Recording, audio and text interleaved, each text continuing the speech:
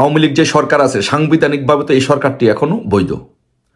সাংবিধানিকভাবে এখনো মাননীয় প্রধানমন্ত্রী, এই দেশের প্রধানমন্ত্রী এবং মন্ত্রিপরিষদ এবং সংসদ বহাল আছে। তাহলে এই সরকারকে যদি পুনর্বহাল করতে হয়, কারা পারবে এই সরকারকে পুনর্বহাল করতে?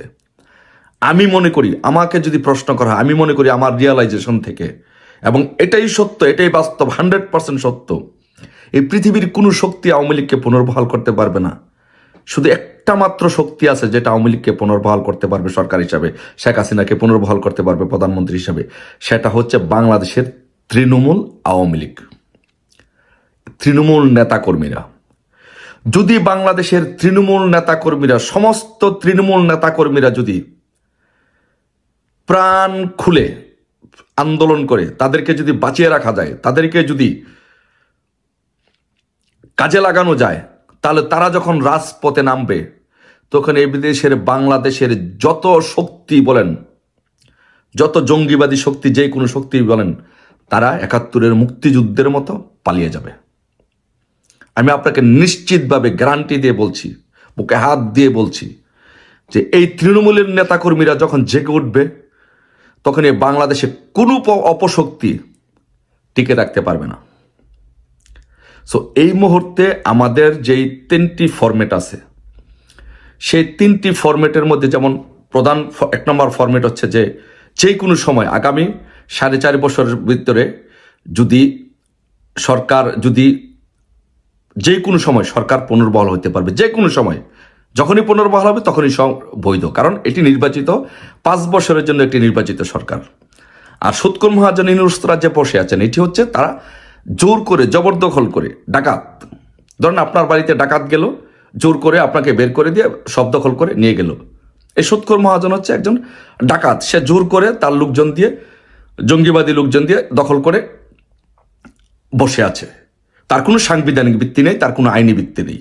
যে কোনো সময় সে, এই তৃণমূল আওয়ামী লীগ এবং জনগণ যখন জেগে উঠবে, যে কোনো সময় সে এই ডাকাত পালিয়ে যাবে, আমেরিকাতে চলে যাবে। তো তাহলে এই প্রথম ফরম্যাটের মধ্যে যে তিনটা ফরম্যাটের মধ্যে অন্যতম যে প্রথম ফরম্যাটটা হচ্ছে যে সেটা হচ্ছে যে সরকার পুনর্বহাল। দ্বিতীয় হচ্ছে যে হয়তো আন্দোলন করে আমাদেরকে ইউনুসকে হটানো লাগতে পারে। তৃতীয় হচ্ছে যে ইলেকশনে যাওয়া। সো এই 3টা ফরম্যাটের যে কোনো ফরম্যাটে আলোচনা করেন, যে কোনো ফরম্যাট বাস্তবায়ন করতে হলে কে বাস্তবায়ন করবে? বাংলাদেশে এটা একমাত্র তৃণমূল আওয়ামী লীগ, যারা বঙ্গবন্ধুর সৈনিক, শেখ হাসিনার সৈনিক, যারা দলকে ভালোবাসে, দলের জন্য কিছু চায় না, তারা এটা বাস্তবায়ন করতে হবে। তো তাই আমি বারবার আওয়ামী লীগের নেতাকর্মীদেরকে, আপনাদেরকে খারাপ ভাষায় বলি না, অনুরোধ করি, 2 হাত জোর করে অনুরোধ করি আপনাদের কাছে। আমি বিশ্বাস করি যে ভালোবাসা হচ্ছে পৃথিবীতে সবচেয়ে বড় শক্তি। জোর করে, জবরদস্তি করে, আপনাদের সাথে খারাপ ব্যবহার করে, আলটিমেটাম দিয়ে হয় না। আপনাদের কাছে অনুরোধ করব, আপনাদেরকে আমরা ভালোবাসি, আপনারা আপনাদের মন থেকে ভালোবেসে শেখ হাসিনার সৈনিকদের, বঙ্গবন্ধুর সৈনিকদের, তৃণমূল আওয়ামী লীগদের বাঁচান, তাদের একটু পাশে দাঁড়ান, এই দুর্দিনে তাদের খোঁজ খবর নেন, তাদেরকে একটু সহায়তা করার চেষ্টা করুন। আমি একটি গল্প আগেও বলেছি, আবার এই গল্পটি বলছি, শুধু জাস্ট এটা রিয়ালাইজেশন করার চেষ্টা করবেন যে আমরা কেন পারবো না। গল্পটা হচ্ছে, আমি আবার বলি, যে বাংলাদেশে একজন প্রখ্যাত বাউল সম্রাট ছিল। সেই বাউল, তার নাম ছিল আব্দুর রশিদ সরকার। তো আব্দুর রশিদ সরকার গান বাজনা করতো, সেই জন্য প্রতিবেশী তাকে পছন্দ করতো না। পছন্দ না করে তার সাথে শত্রুতার জেরে তার বাচ্চাটাকে মেরে ফেলে। তো তার বাচ্চাটাকে মেরে ফেলার পরে এখন যে আসামি, সে তো বাড়ি ছাড়া, সে বাড়িতে আসতে পারে না। তো আব্দুর রশিদ সরকার ঢাকায় একজন পীরের কাছে মুরিদ ছিল, পুরান ঢাকাতে সেই পীর থাকতো। তো আব্দুর রশিদ সরকারের মেয়েকে যে খুন করেছে, সেই খুনি ওই পীরের কাছে গিয়ে মুরিদ হয়। মুরিদ হওয়ার পরে একদিন ওই খুনি আসামি পীরের কাছে কেঁদে কেঁদে বলতেছে যে, বাবাজি, আমি তো একটা বিশাল ভুল করেছি, আমার জীবন আজকে বিপন্ন, আমার পরিবার আজকে বিপন্ন, আমি কি করতে পারি? তো বাবাজি বলল যে, তুমি কি ভুল করেছো?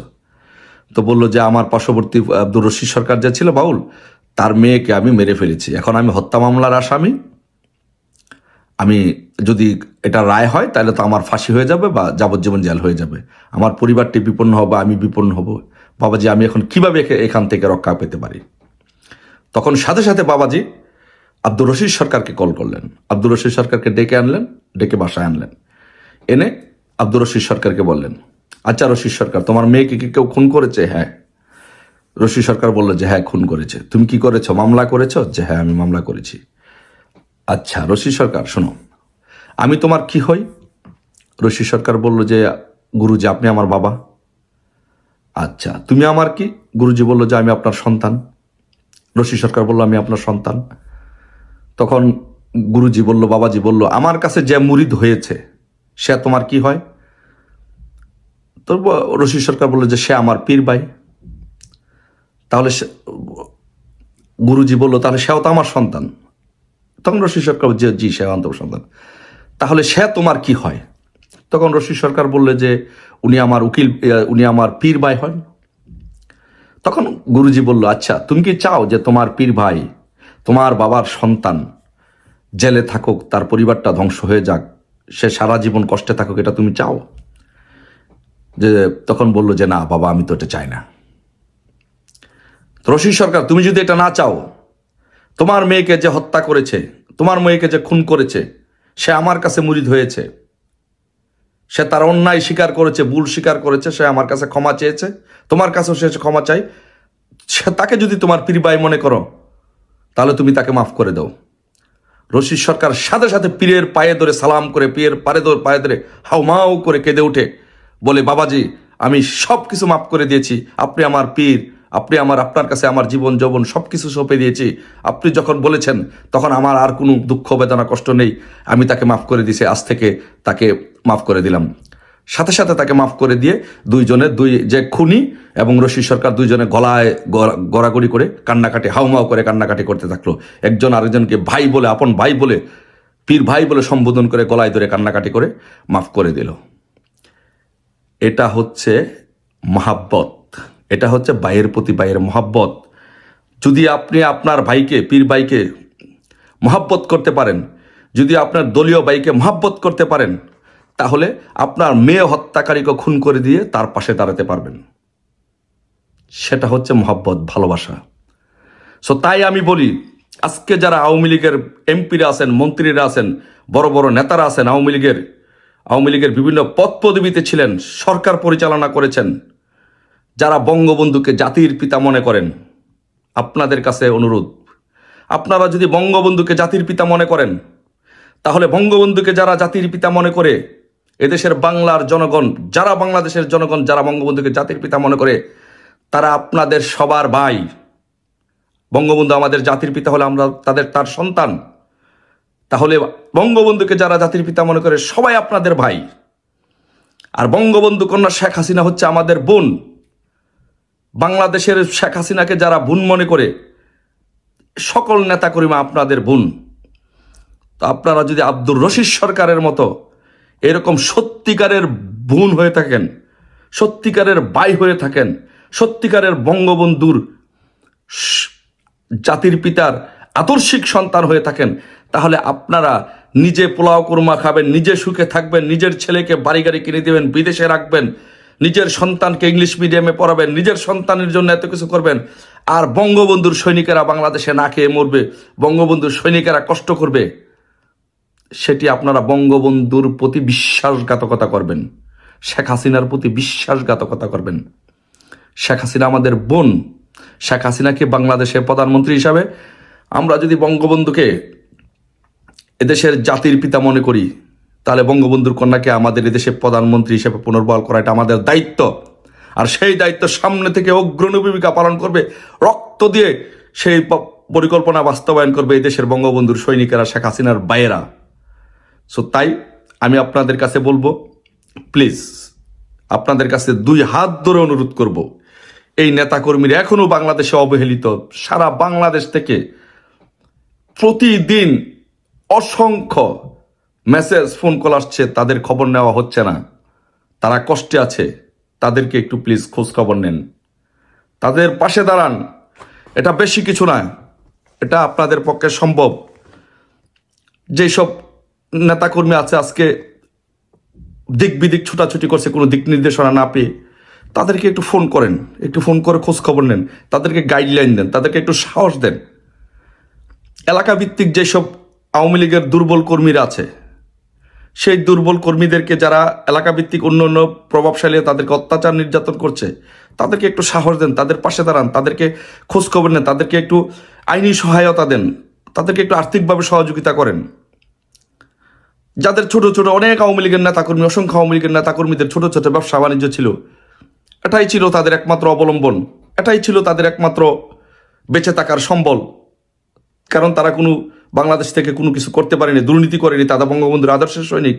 আজকে সেই সম্বলটুকু আজকে তাদের শেষ, তাদের সেই ব্যবসাটুকু আজকে ভেঙে চুরে দিয়েছে, দখল করে নিয়েছে।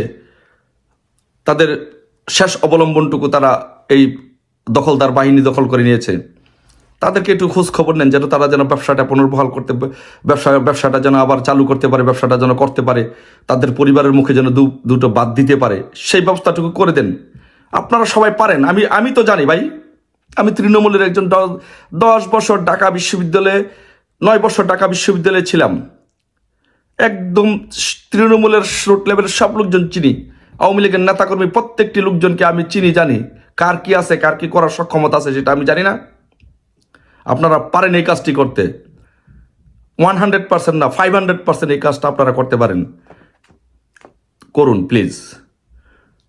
আপনারা বাংলাদেশে কত এই 5 আগস্টে কত অসংখ্য আওয়ামী লীগের নেতাকর্মীদেরকে পিটিয়ে আহত করা হয়েছে, তাদেরকে কেউ নিহত হয়েছেন। আজকে তাদের পরিবারগুলো কোথায়, কিভাবে তাদের পরিবারগুলো আছে, তারা কোথায় চিকিৎসা নিচ্ছে, তাদের খোঁজখবর কে নিচ্ছে, তারা ভালোভাবে চিকিৎসা পাচ্ছে কিনা, এই খোঁজখবরগুলো আপনারা নিতে হবে। আপনারা দায়িত্ব নিয়ে এলাকা ভিত্তিক এই খোঁজখবরগুলো নিতে হবে।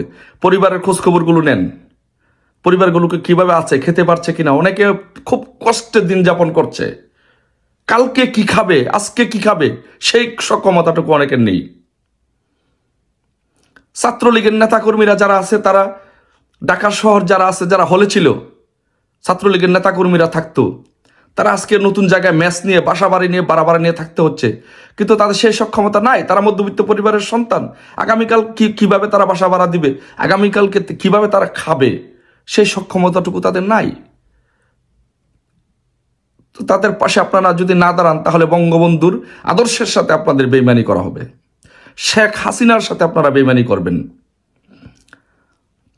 এখন যারা আওয়ামী লীগের অসংখ্য নেতাকর্মী আছে, যারা বাড়ি ছাড়া, বিভিন্ন কারণে হামলা মামলার ভয়ে বাড়ি ছাড়া, বিভিন্ন জায়গায় পলাতক আছেন, বিভিন্ন জায়গায় বাসা বাড়ি নিয়ে আছেন, তাদের অনেকের বাসা ভাড়া দেওয়ার মতো সক্ষমতা নাই, ক্ষমতা নাই, তাদের খাওয়ার খরচ দেওয়ার মতো সক্ষমতা নাই। তারা কি দুঃখে দুঃখে মরবে, তারা কি শেষ হয়ে যাবে, নিঃশেষ হয়ে যাবে? তাদেরকে ছাড়া তো আপনি সরকার মন্ত্রী হতে পারবেন না, তাদেরকে ছাড়া আপনি এমপি হতে পারবেন না। আপনি যদি বেঈমান মুনাফেক না হন, বঙ্গবন্ধুর আদর্শের সৈনিক হন, এক্ষুনি তাদের খোঁজ খবর নেন। আপনাদেরকে আমরা ভালোবাসি, ভালোবাসা থেকে বলছি, বাট অন্যভাবে বললে আপনারা রাজনৈতিকভাবে ক্ষতিগ্রস্ত হবেন, সামাজিকভাবে ক্ষতিগ্রস্ত হবেন, হ্যাঁ প্রতিপন্ন হবেন। তাই আমি বিশ্বাস করি ব্যক্তিগতভাবে, ভালোবাসার জোর হচ্ছে যে কোনো অন্য জোরের চাইতে পাওয়ারফুল। তাই আপনাদেরকে ভালোবেসে বলছি, অনুরোধ করছি, অন্য পথে আমাদেরকে হাঁটাবেন না প্লিজ। তারপরে হচ্ছে এখন যারা অসংখ্য নেতাকর্মী মামলায় জড়িয়ে আছে, মামলায় পড়ে গেছে, যখন যাকে যেভাবে ইচ্ছে সেভাবে এলাকার মধ্যে মামলা দিচ্ছে, অপদস্থ করা হচ্ছে, হয়রানি করা হচ্ছে। আপনারা আমাদেরকে দলীয় উকিলগুলো দিয়ে আইনজীবী নিয়োগ করে তাদেরকে আইনি সহায়তা দেন।